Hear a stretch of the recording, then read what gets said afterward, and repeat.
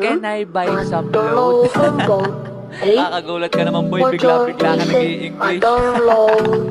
Kinamalayan ko ba nagtatagalog yun? Mukha kasi foreigner. Kilala niyo ba yun? Amo ni Aling Bear na yun. Bakit? Crush mo? Hey, college student na yun. Baka walang pasok yun ngayon. Matik, doon na lagi bibili si Rio. Ang sabi mo? Aray, aray, aray, aray. Nakapaglaro na din ba kayo ng truth or dare? Yung tipong wala kayong teacher, sabay boring na kayo. At dahil sa wala kayong magawa, ay naglaro na lang kayo. Ang boring. Kaya nga. Tara na lang kaya maglaro. Ano naman lalaroin natin? Truth or dare. Gusto nyo? Boring naman nun. Ano ba maganda laruin? Eto na lang. Gawin na lang natin puro dare. Ang baduy kasi pag may truth, puro dare lang. Oo, sabay magbubunutan na lang tayo. Kung sino makakabunot ng papel na merong X, siya mag-uutos. Sige, game ako dyan. Patay ka sa akin pag ako nakabunot ng X. Kung mahuhulaan mo yung number na nabunot ko, ma friend. Ha?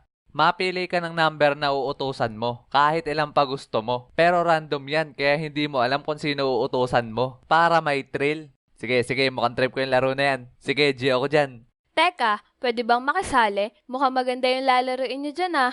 Sige, mas madami, mas masaya. Pero ito lagi niyong tatandaan. Ang utos na may hawak na papel na X ay absolute. 1, 2, 3, go! Okay. Number 3 at number 2. Pumunta kayo kay Taguro at sabihin nyo sa kanya, pakisapwet, muwa, chup-chup. Sira ulo ka ba? Ang dami namin pwedeng pagsabihan, bakit si Taguro pa? Baka bugbugin kami nun. O Rio, di ba sabi mo kanina, ang may hawak na papel na X ay... absolute. Okay, tara na mag-round 2. 1, 2, 3. Ah, ako? Okay. Number 1, kiss mo si number 3. Ha? Number 3? Eh di kikiss ko si Rio. Grabe ka naman, Clyde. Ni first kiss nga, wala ako. Sabay ganyan pa yung dare mo. Pwede bang sa piss na lang kita i-kiss? May, number 2 ako.